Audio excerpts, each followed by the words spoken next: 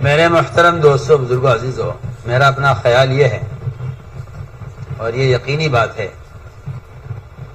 کہ سب سے زیادہ گوشت دنیا میں نہ بھینس کا کھایا جاتا ہے، نہ کڑے کا کھایا جاتا ہے، نہ بکرے کا کھایا جاتا ہے، نہ مرغی کا کھایا جاتا ہے۔ سب سے زیادہ گوشت دنیا میں مسلمان کا کھاتا ہے۔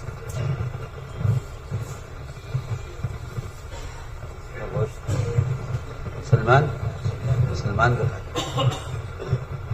اس سے زیادہ گوشت دنیا میں کسی جانور کا نہیں کھایا جاتا جتنا گوشت حقیقتاً مسلمان کا گوشت کھا رہا ہے۔ آپ اس کو خیالی چیز سمجھتے ہیں اور حضور اکرم نے اس کو یقینی کر کے دکھلایا ہے۔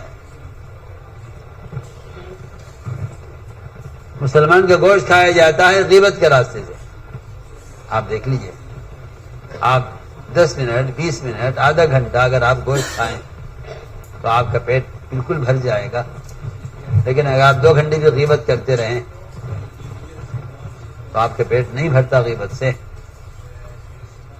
حالانکہ غیبت کرنے والا یقیناً اپنے بھائی کا گوشت کھانے والا ہے۔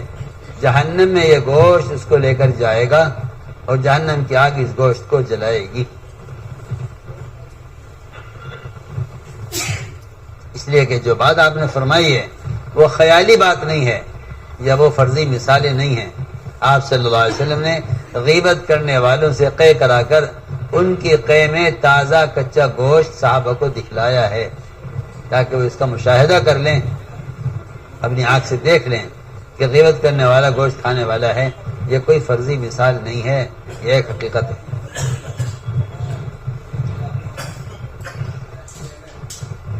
اس لیے میں نے عرض کیا کہ سب سے زیادہ گوشت کھایا جاتا ہے دنیا میں مسلمان کا، اور اللہ مجھے معاف فرمائے سب سے زیادہ غیبت ہمارے ماحول میں ہے۔ وجہ اس کی یہ ہے جہاں افتراق ہوگا وہاں غیبتیں چلیں گی۔ جہاں افتراق ہوگا وہاں غیبتیں ہوں۔ غیبت کے بغیر افتراق باقی رہ ہی نہیں سکتا، افتراق ہی غیبت کا آمادہ کرتا ہے۔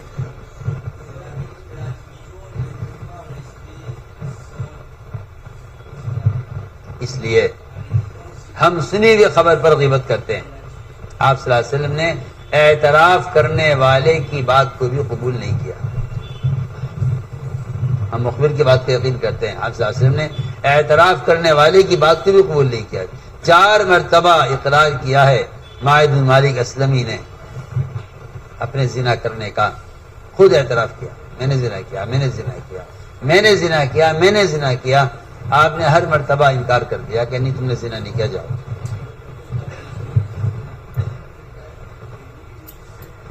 ہم جو غیبتیں کرتے ہیں وہ جھوٹی خبریں سن کر غیبت کرتے ہیں، اور آپ صلی اللہ علیہ وسلم کو اتنا بھی برداشت نہیں ہے کہ کوئی آ کر آپ سے اگر اعتراف کر رہا ہے کہ جی میں نے زنا کیا ہے تو آپ صلی اللہ علیہ وسلم اس کے زنا کرنے کا وہ قبول نہیں کر رہے ہیں۔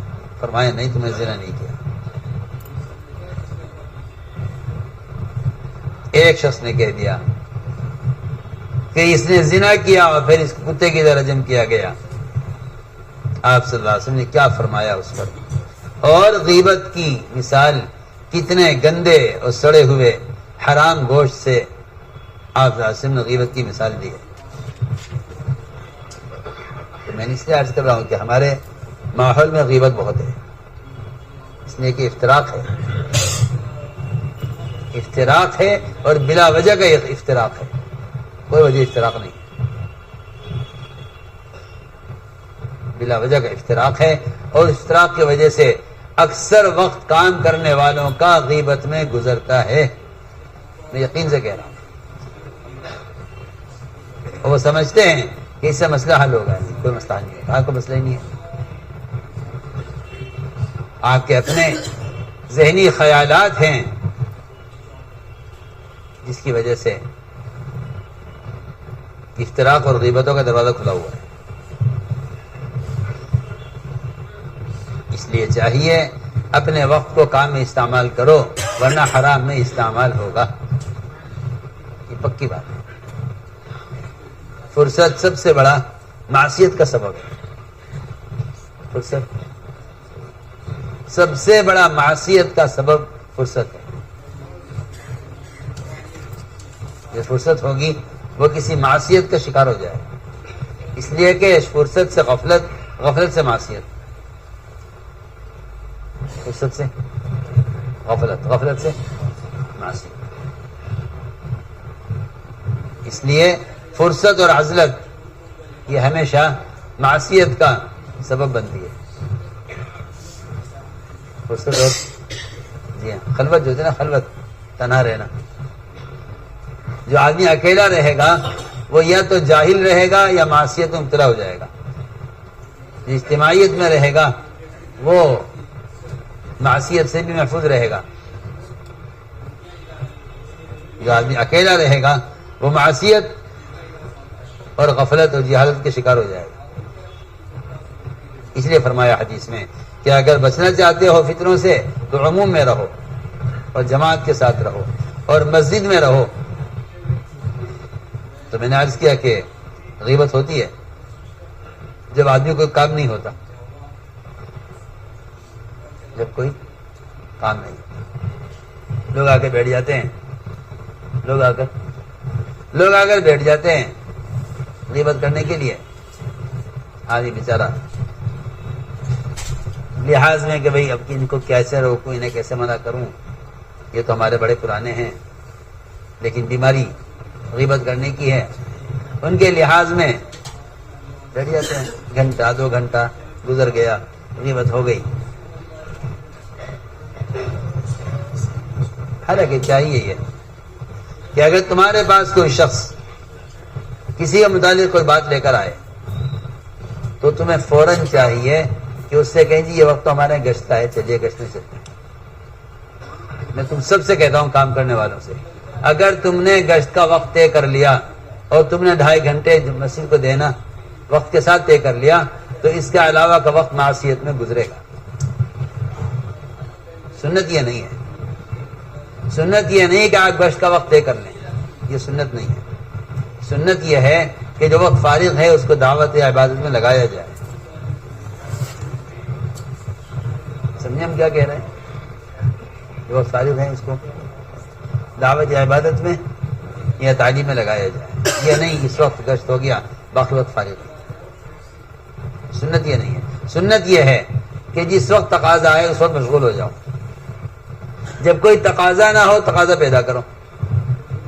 اگر تقاضا پیدا نہیں کرو گے تو معصیت میں مبتلا ہو جاؤ گے. معصیت میں اس کا آسان راستہ یہ ہے کہ تمہارے پاس کوئی آئے نا غیبت کرنے کو، اسے کیا کہو کہ چلو گشت میں چلو.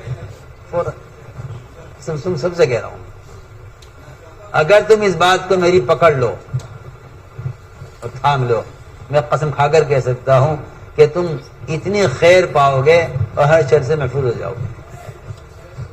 جب بھی کہو گے ہمیں نا بھائی کوئی بات کرنی، آؤ گشت کرو.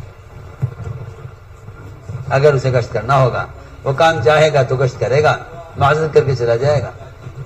تمہیں ایک مثال دیتا ہوں، میں تمہیں ایک مثال دیتا ہوں.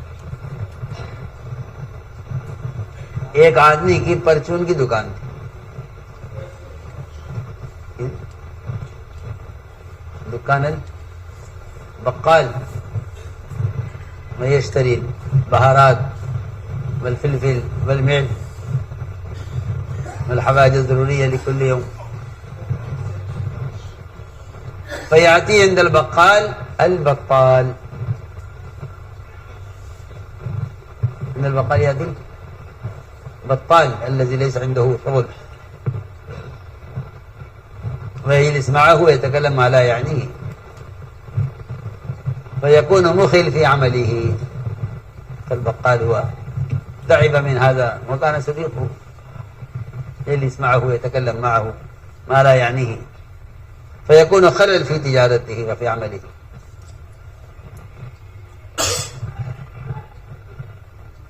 فجاء مرة وجلس معه وكان يريد أن يذهب ولكن هو جلس عنده يتكلم ما لا يعنيه. فلما تعب منه دخل في داخل الدكان وجاء بالغرائر غرائر فلفل احمر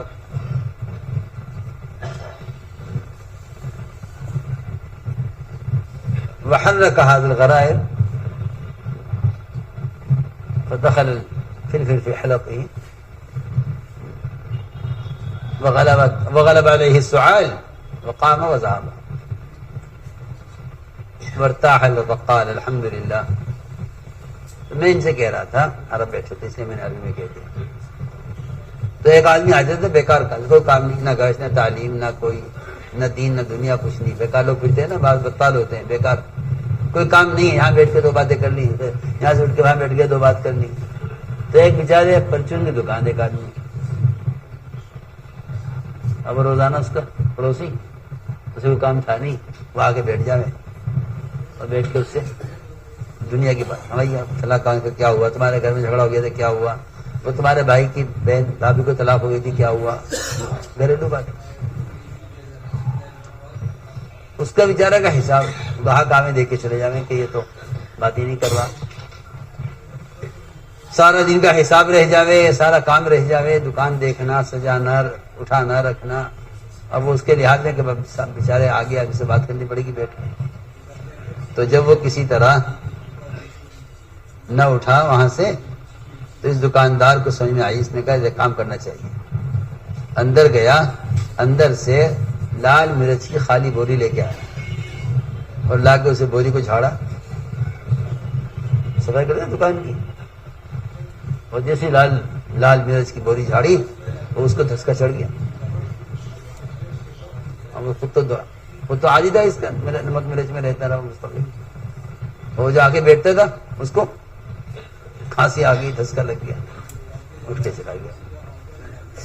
اگلے دن پھر آگے بیٹھا، پھر اسے خیال آیا کہ چلو دکان کی صفائی کر لوں. ایک بوری لایا اندر سے اٹھا کے خالی مرچ کی گاڑی ذرا سے. دو چار مرتبہ اس طرح کیا گھبرانے. تو میں یہ کہنا چاہتا ہوں، وہ تو جس آدمی کے اندر خود غیبت کے سننے کا شوق ہوگا، وہ ایسے آنے والوں کا استقبال کرے گا، ہمیں نقصان کرے گا اور دوسرے گناہ میں شریک ہوگا. تو میں عرض کر رہا تھا کہ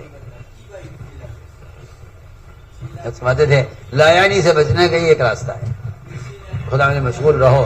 اور اگر کوئی تمہیں کسی لایانی بات میں مشغول کرے تو تم اسے اپنے کام میں شریک کر لو، آ جاؤ گشت کر لیتے.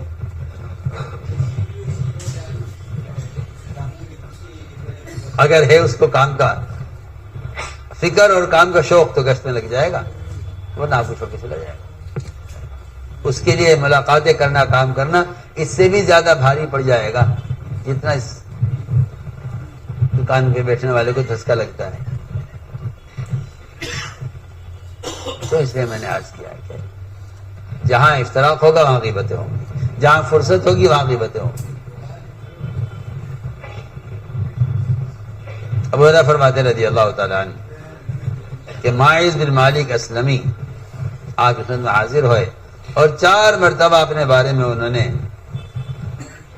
زنا کی گواہی دی کہ جی مجھ سے زنا ہو گیا.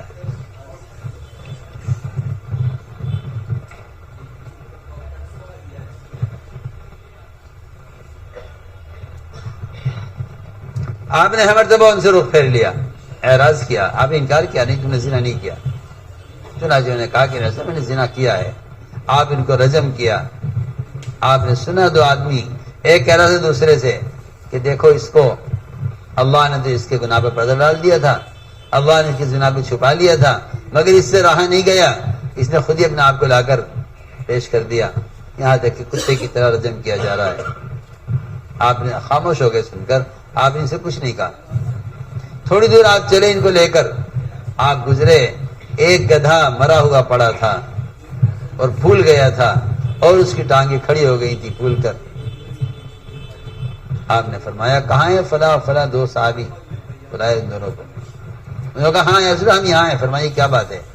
فرمایا یہاں آؤ، اس کوڑے میں جو گدھا پڑا ہوا ہے، سڑا ہوا مرا ہوا، اس کا گوشت کھاؤ.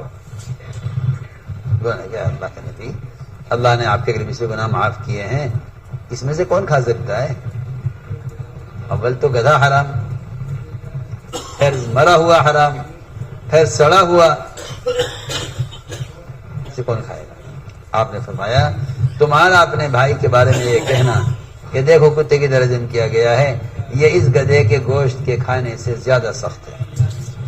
فرمایا میری قسم الذات جو میری جان ہے، میں دیکھ رہا ہوں کہ وہ زنا کرنے والا جنت کی نہروں میں غوطے کھا رہا ہے۔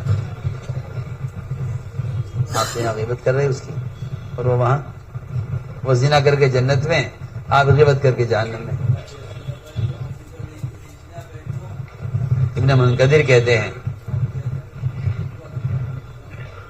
کہ ایک عورت کو رجم کیا گیا، آخر اس کو رجم کیا، کسی نے کہہ دیا مسلمانوں میں سے کہ اس کا تو عمل برباد ہو گیا، اس کا تو سارا عمل جاتا رہا۔ آپ نے فرمایا آپ نے فرمایا کہ اس کو جو رجم کیا گیا ہے یہ تو اس کے زنا کا کفارہ ہو گیا ہے، مگر تم سے تمہاری اس بات کا قیامت میں حساب لیا جائے گا۔ تم نے جو بات کہی ہے اس پر تمہاری پکڑ ہوگی قیامت میں، اور اس کا گناہ تو اس پر حد قائم ہونے سے اللہ نے معاف کر دیا ہے۔